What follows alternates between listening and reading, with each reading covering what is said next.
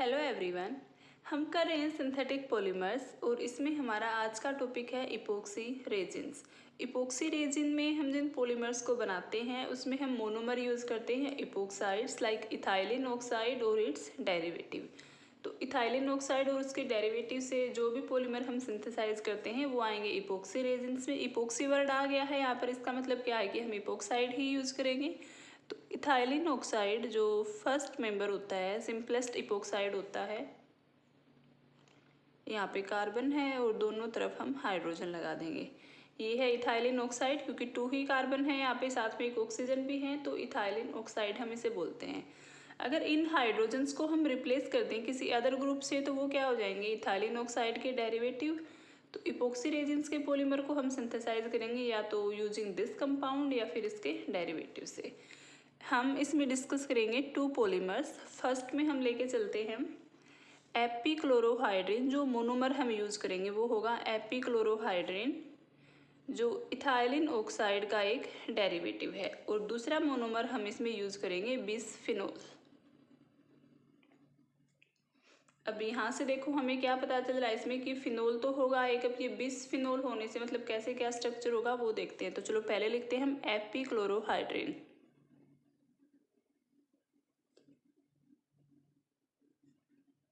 पहले ethylene oxide बना दिया और इसका एक हाइड्रोजन रिप्लेस हो गया है CH2Cl से। ये है एपीक्लोरोहाइड्रिन। बिसफिनोल क्या होता है, एक कार्बन लेंगे, उसके ऊपर 2 मिथाइल ग्रुप लगा दो और 2 फिनोलिक ग्रुप लगा दो। सेम इधर भी बेंजीन रिंग और उसके ऊपर हाइड्रोक्सी ग्रुप।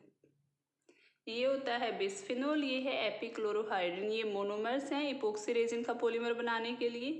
तो सबसे पहला स्टेप हमारा क्या होता है, अगर 2 मोनोमर्स हैं हमारे पास तो उनको हम मिक्स करके डाइमर बनाते हैं। तो यहाँ से डाइमर क्या बनेगा, अगर हम इन दोनों की रिएक्शन करवाते हैं तो देखो इधर हमारे पास क्या है, क्लोराइड है, इजीली लिविंग ग्रुप है ये, और यहाँ इस हाइड्रोक्सी ग्रुप से हाइड्रोजन है। तो HCl बाहर निकल जाएगा और इस कार्बन की बॉन्डिंग किसके साथ हो जाएगी, ऑक्सीजन के साथ। तो जब ये दोनों आपस में बॉन्ड बनाते हैं तो HCl तो बाहर निकल गया है। अब जैसे ही HCl बाहर निकला है हमें यहाँ से पता चलता है कि ये कंडेंसेशन पॉलीमराइजेशन का एग्जाम्पल है, क्योंकि कंडेंसेशन पॉलीमराइजेशन हम करवाते हैं तभी सिंपल मॉलिक्यूल्स रिलीज होते हैं। HCl बाहर निकलने के बाद देखो ये क्या बन गया, ये हम एज इट इज रखते हैं इधर CH2CH। रिंग के अंदर तो कोई चेंज हुआ ही नहीं है, इधर आ गया CH2। अब इसकी बॉन्डिंग किसके साथ है, ऑक्सीजन के साथ, और ऑक्सीजन के साथ जो भी ग्रुप लगा हुआ है वो हम एज इट इज रखते हैं, CH3CH3।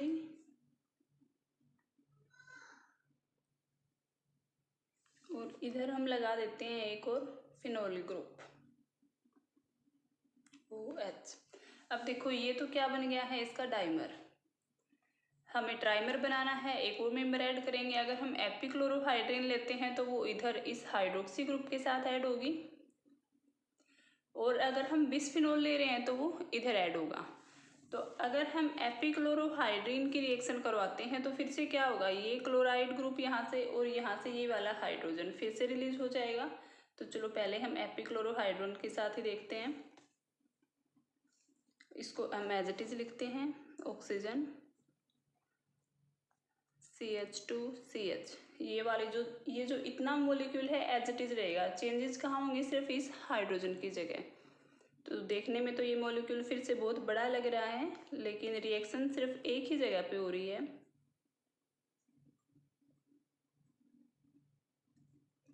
बेंजीन रिंग, ये इसके साथ कार्बन विथ 2 मिथाइल ग्रुप्स। अब यहाँ पे जो ऑक्सीजन है ये किसके साथ ऐड होगा, फिर से एपीक्लोरोहाइड्रिन वाले क्लोराइड जो कार्बन था वहां पर एडिशन होगा, CH2Cl। अब ये क्लोराइड और ये हाइड्रोजन, यहाँ से हाइड्रोजन आयन HCl बाहर निकल गया है, तो इस ऑक्सीजन की बॉन्डिंग किसके साथ होगी है, इस CH2 के साथ, CH2 और इधर ऑक्सीजन। इस टाइप से हम इसे लिख देते हैं। अब देखो हम यहाँ पे देखें तो दोनों तरफ से क्या है, एक साइक्लिक रिंग है। जब हम बिस्फिनोल की रिएक्शन करवाएंगे तो वो रिएक्शन कैसे होगी, अब तो दोनों एंड ही अवेलेबल हैं, किसी भी तरफ से हो सकती है रिएक्शन। तो देखो बिस्फिनोल की रिएक्शन कैसे होगी यहाँ से। अगर नेक्स्ट स्टेप में हम ले लेते हैं फिर से बिस्फिनोल, सिर्फ मैं ये वाला ग्रुप ले लेती हूँ।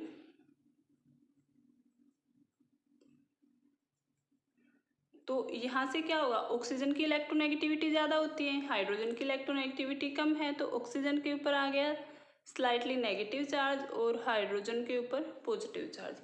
अब ये जो नेगेटिव चार्ज है ऑक्सीजन के ऊपर, ये अटैक करेगा इस कार्बन पर, और ये जो कार्बन ऑक्सीजन का बॉन्ड है ये ब्रेक होके ऑक्सीजन के ऊपर नेगेटिव चार्ज आ गया।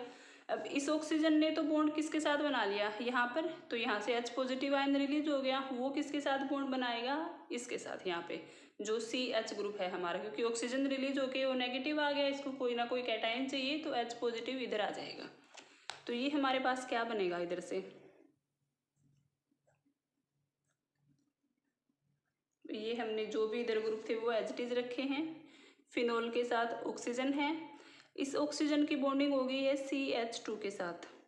फिर क्या आ गया CHOH, इसके ऊपर एक हाइड्रोक्सी ग्रुप है, उसके बाद में है CH2, और इन ग्रुप्स को हम एज इट इज रखेंगे, ऑक्सीजन। फिर बिस्फिनोल वाली यूनिट है,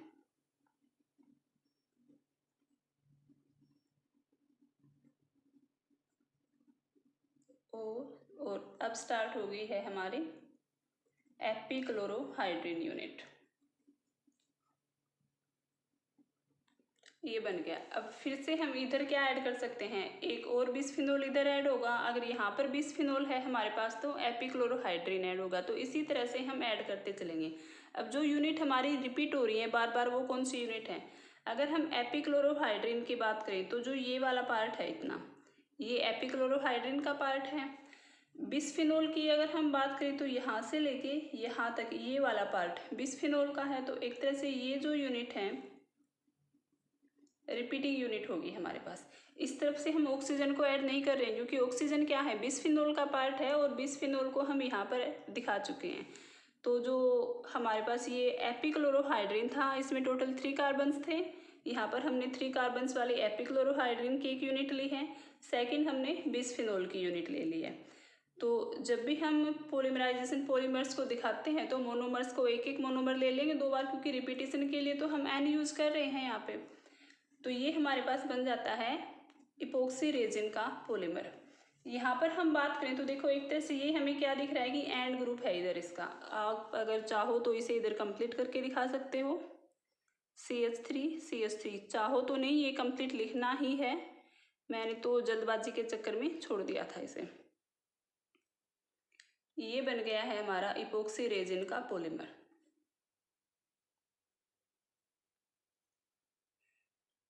और ये यूज किस में होता है, ये जो पॉलीमर हमने बनाया है काफ़ी इसकी एडहेसिव स्ट्रेंथ काफ़ी ज़्यादा होती है, इसीलिए ये इलेक्ट्रिकल एप्लीकेशंस बनाने में यूज होता है, और लैमिनेटिंग मटेरियल बनाने में भी हम इसे यूज़ करते हैं। तो इपोक्सी रेजिन का एक हमने पॉलीमर कर लिया है, यहाँ पे एक और पॉलीमर हम सिंथेसाइज करके देखेंगे, जो हम इथाइलिन ऑक्साइड से ही बनाएंगे, और नाम भी होगा उस पॉलीमर का पॉलीऑक्सी इथाइलिन ग्लाइकोल।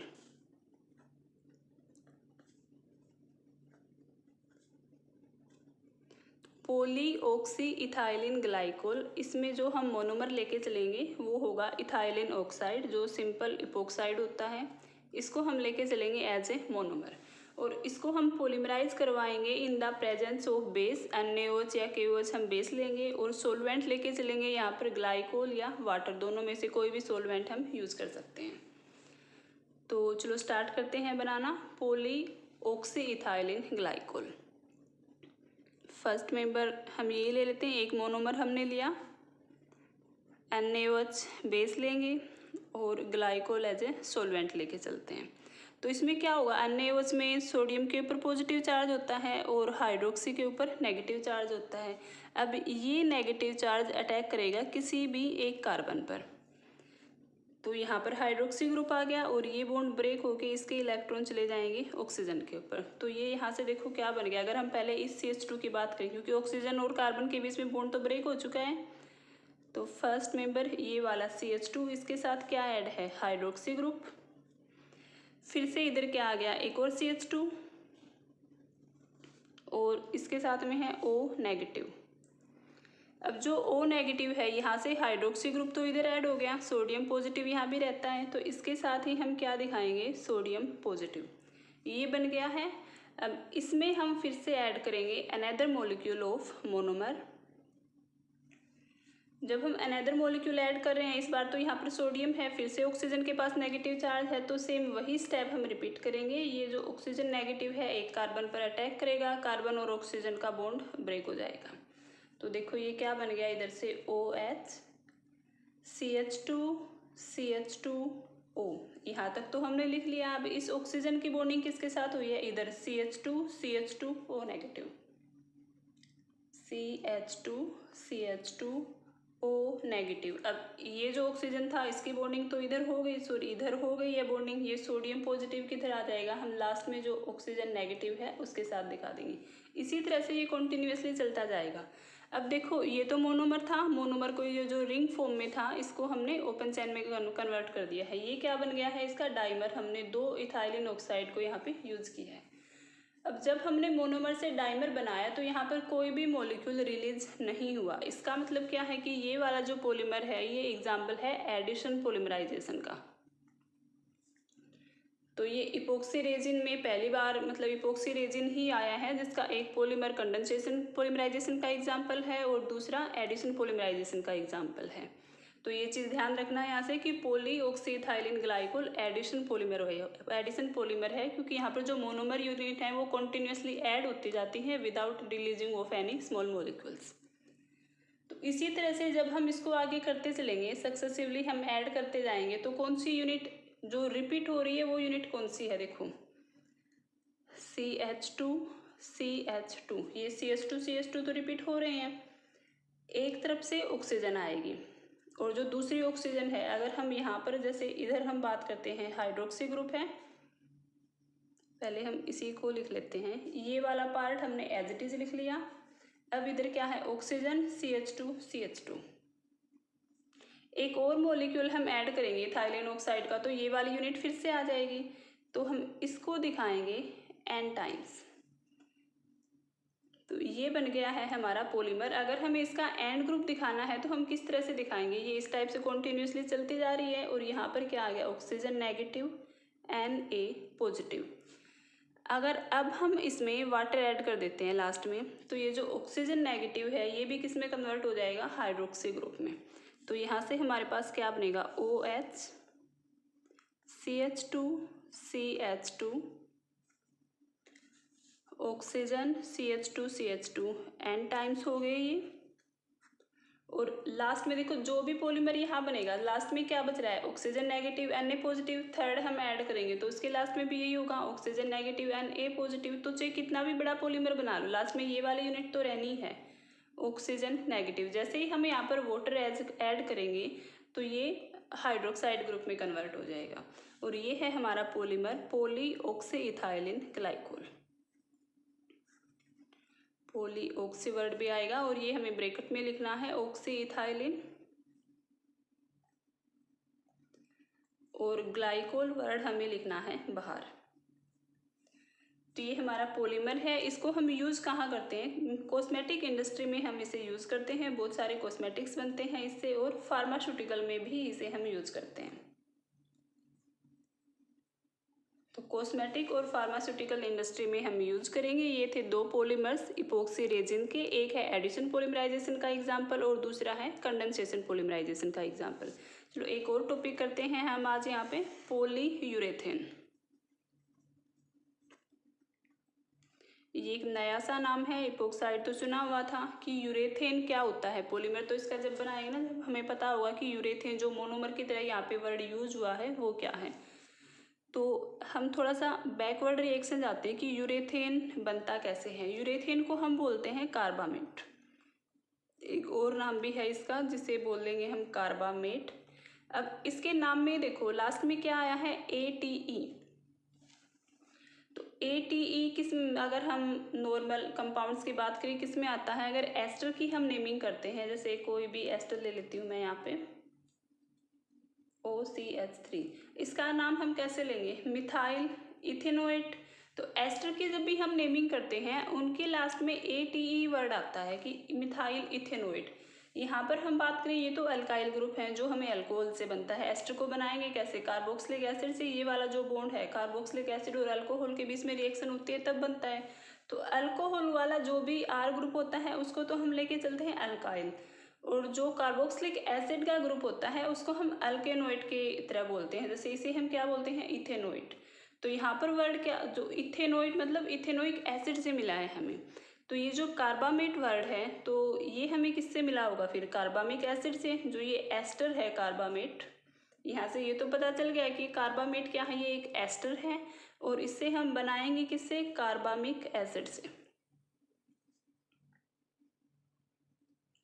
अब कार्बामिक एसिड भी नया नाम है, ये क्या है हमें इसका भी नहीं पता। तो कार्बामिक एसिड को हम सिंथेसाइज करते हैं बाय यूजिंग कार्बोनिक एसिड। ये है यूरेथेन बनाने का स्टार्टिंग जो कंपाउंड है कार्बोनिक एसिड। कार्बोनिक एसिड से कार्बामिक एसिड में कन्वर्ट करते हैं और फिर उसकी एस्टरिफिकेशन करवा के कार्बामेट या यूरेथेन बनाते हैं। तो देखो कार्बोनिक एसिड क्या होता है, C डबल बॉन्ड O और इसके दोनों तरफ होते हैं हाइड्रोक्सी ग्रुप। ये है कार्बामिक एसिड, कार्बोनिक एसिड। और जब हम इस एसिड से अमाइड बना देते हैं, एक हाइड्रोक्सी ग्रुप को कन्वर्ट कर देते हैं RNH2 किसी भी अमीन ग्रुप से।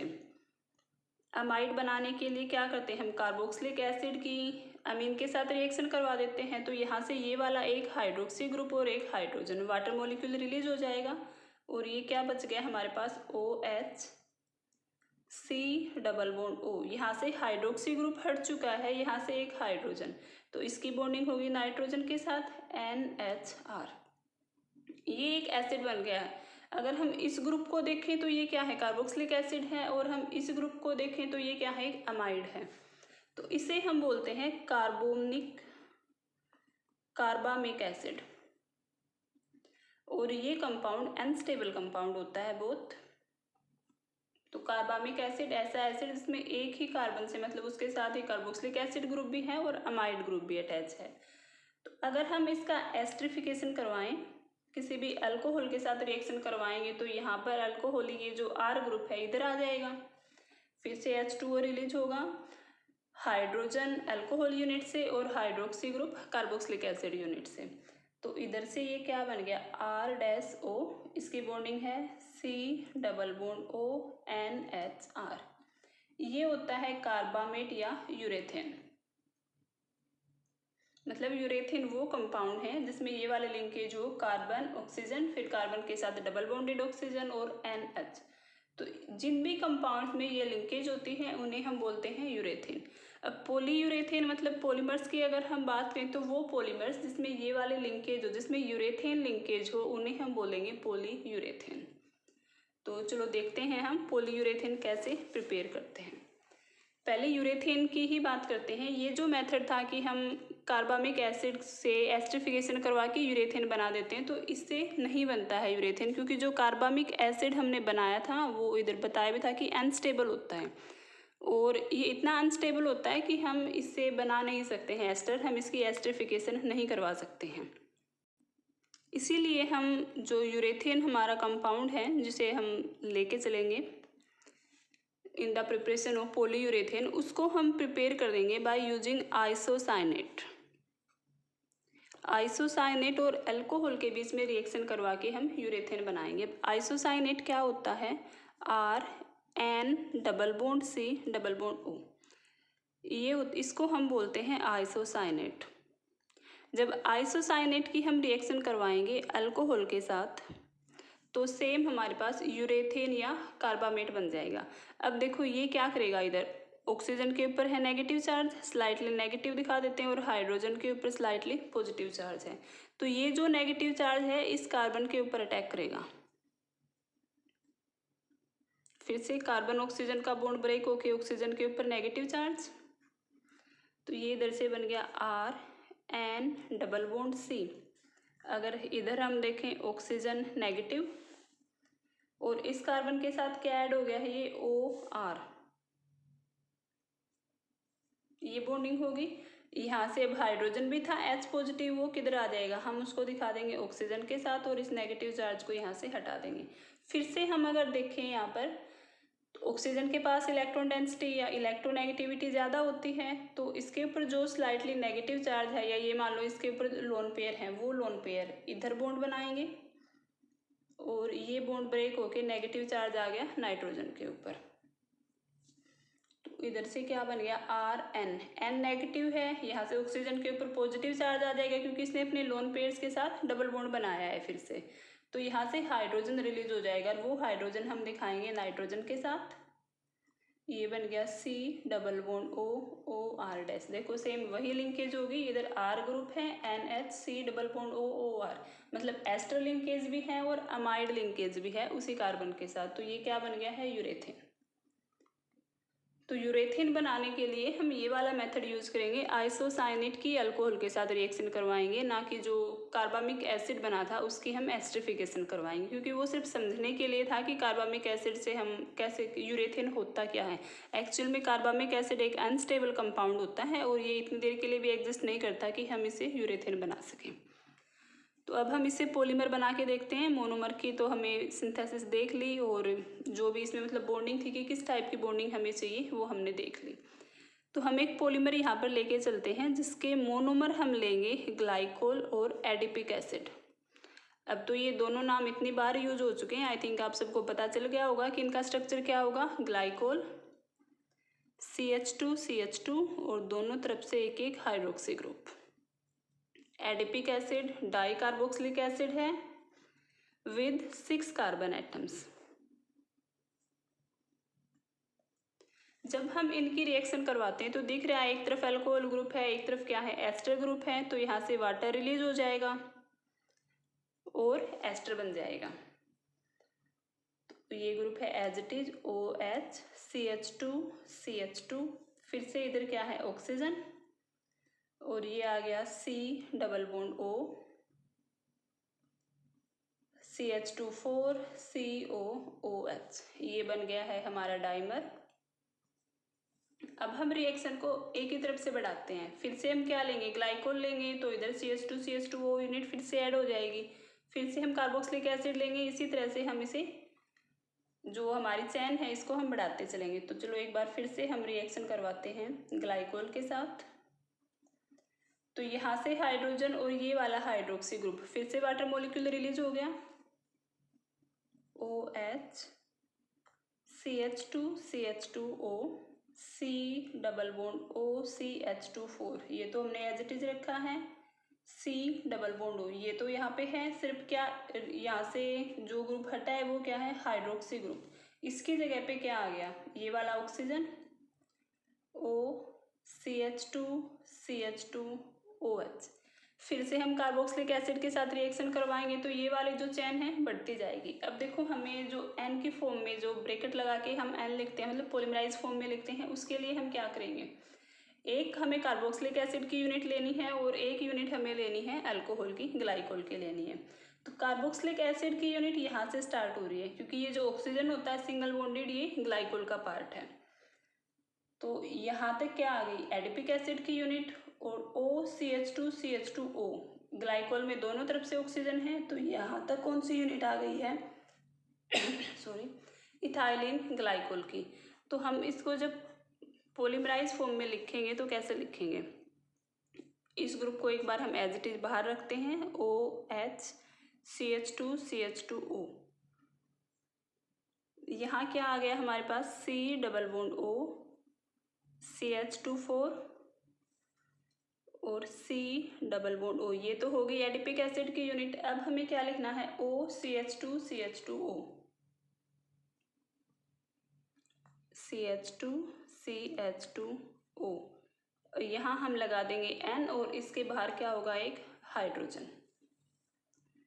ये कंपाउंड बन गया। जो लास्ट की यूनिट क्या है, इसमें भी जो भी हमारा n टाइम्स रिपीट होगा, लास्ट में हमने क्या लिखा है कि हाइड्रोक्सी ग्रुप ही है OH, इधर भी क्या है OH ग्रुप है। अब हम इसकी रिएक्शन करवाएंगे एक ऐसे कंपाउंड के साथ जिसमें आइसोसाइनेट हो, क्योंकि यहाँ पर हम बात करें तो सिर्फ एस्टर बॉन्ड ही है, इसको हम एक पॉलीएस्टर की तरह ही लेके चलेंगे। पॉली यूरेथेन तो इसमें है ही नहीं, कहीं भी यूरेथेन लिंकेज कहीं नहीं है। तो यूरेथेन लिंकेज के लिए हम क्या करेंगे, ये जो हमने पॉलीमर बनाया है इधर, इसकी हम ऐसे एक कंपाउंड के साथ रिएक्शन करवाएंगे जिसमें आइसोसाइनेट ग्रुप लगा हो। तो ये जो हाइड्रोक्सी ग्रुप है, यहाँ हमने क्या किया था, आइसोसाइनेट की अल्कोहल के साथ रिएक्शन करवाई थी। इधर भी एक अल्कोहल ग्रुप है और यहाँ भी क्या है, एक अल्कोहल ग्रुप है। तो यहाँ पर हम आइसोसाइनेट के कंपाउंड से जब रिएक्शन करवाएंगे तो ये दोनों तरफ से हाइड्रोजन यहाँ से रिप्लेस हो जाएगी। तो चलो देखते हैं हम कि किस कंपाउंड के साथ हम रिएक्शन करवाएंगे। पॉलीयूरेथेन बनाने के लिए हम यहाँ पर ऐड करेंगे टोलुइन 2,4 आइसोसाइनेट। टोलुइन क्या होता है, बेंजीन रिंग और उसके ऊपर एक मिथाइल ग्रुप, ये हो गया टोलुइन। 2,4 आइसोसाइनेट मतलब सेकंड कार्बन पर लगाना है एक तो हमें आइसोसाइनेट ग्रुप, ये 2,4 डाई आइसोसाइनेट आएगा क्योंकि दो ग्रुप ऐड हो गए हैं, और एक फोर्थ कार्बन पर ये है। इसकी हम रिएक्शन करवाएंगे जो हमने पॉलीमर बनाया था उसके साथ। तो पहले हम अपना पॉलीमर लिख लेते हैं, OH CH2CH2O। ये तो यूनिट हो गई है हमारी इथाइलिन ग्लाइकोल की। इसके बाद हम कार्बोक्सिलिक एसिड यूनिट लिखेंगे, C+O CH2 4 ये एडिपिक एसिड वाली यूनिट हो गई है। अब ब्रैकेट के अंदर हमें एक और इथाइलिन ग्लाइकोल की यूनिट चाहिए, O CH2CH2O। ये वाली यूनिट फिर से इथाइलिन ग्लाइकोल की, यहाँ ब्रैकेट लगा के N और बाहर क्या होगा हाइड्रोजन। ये है हमारा पॉलीमर। इसकी हमें रिएक्शन किसके साथ करवानी है, इस कंपाउंड के साथ। तो इसको हम थोड़ा सा अलग तरह से लिखेंगे ताकि रिएक्शन समझने में हमें इजी रहे। इधर हम लगाते हैं आइसोसाइनेट ग्रुप, यहाँ लिख देते हैं मिथाइल ग्रुप है, तो वही ये मिथाइल ग्रुप है, इसकी सेकंड पोजीशन पे क्या है आइसोसाइनेट और एक इसकी फोर्थ पोजीशन पर है। तो हम इधर लिखेंगे N+C+O। ये हो गया। सेम ऐसा ही एक कंपाउंड एक हम रिएक्शन करवाएंगे इधर,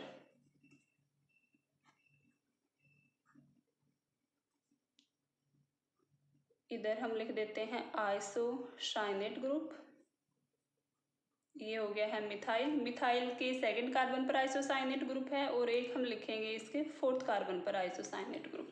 अब देखो क्या होगा, यहाँ से ये आइसोसाइनेट ग्रुप है, ये क्या है अल्कोहल है, ऑक्सीजन नेगेटिव इस कार्बन पर अटैक करेगा, और ये जो हाइड्रोजन है अल्टरनेटिवली ये हाइड्रोजन किधर आ जाएगी नाइट्रोजन के पास, और ऑक्सीजन का बॉन्ड हो जाएगा इस कार्बन के साथ। सेम ऐसे ही यहाँ पर होगा। ये तो एक तरह से OH बॉन्ड है, ऑक्सीजन को हमने ब्रैकेट के अंदर लिख दिया है, लेकिन लास्ट में तो क्या है OH बॉन्ड ही रहेगा, ग्लाइकोल की यूनिट है। तो फिर से ये वाला जो ऑक्सीजन है, ये जो ऑक्सीजन है लास्ट में, इसकी बॉन्डिंग हो जाएगी इस कार्बन के साथ और ये हाइड्रोजन आ जाएगा नाइट्रोजन के पास। तो देखते हैं हम बना के, पहले हम बीच वाला पोर्शन ही लिख लेते हैं, CH2CH2O, यहाँ से लिखना स्टार्ट करी हूँ, CH2CH2O, C+O CH2 4 C+O CH2 ये पार्ट एज इट इज आ गया। N अब यहाँ पे क्या था, ऑक्सीजन तो एज इट इज रहेगा, सिर्फ हाइड्रोजन कहाँ जाता है नाइट्रोजन के पास। तो ऑक्सीजन की बॉन्डिंग कहाँ होगी इस कार्बन के साथ, C+O NH, और इस नाइट्रोजन के साथ क्या है बेंजीन रिंग, हम वो लिख देंगे एज इट इज।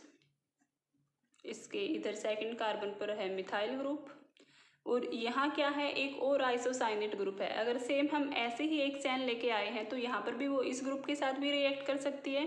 तो इसको हम कैसे दिखाएंगे NH की फॉर्म में, कि आगे ये फिर से सेम एक कंपाउंड ऐड है यहाँ पे। सेम हम इधर करेंगे, ऑक्सीजन तो आ गया, अब इस ऑक्सीजन की बॉन्डिंग किसके साथ हो रही है इस कार्बन के साथ, C+O NH, ये जो हाइड्रोजन है नाइट्रोजन से ऐड हो गई है, और नाइट्रोजन के साथ क्या ऐड है, एक बेंजीन रिंग, यहाँ हमने लिख लिया मिथाइल ग्रुप, और इसकी 4th पोजीशन पर फिर से एक आइसोसाइनेट ग्रुप है जो किसी और यूनिट के साथ एक और ऐसे ही पॉलीमेरिक चैन होगी जिसके साथ ये रिएक्ट करके क्या बना देगा, NH डबल बॉन्ड O, और फिर से वही एज इट इज चैन। तो इसको हम फिर से ऐसे दिखा देते हैं कि ये चैन आगे बढ़ती जाती है।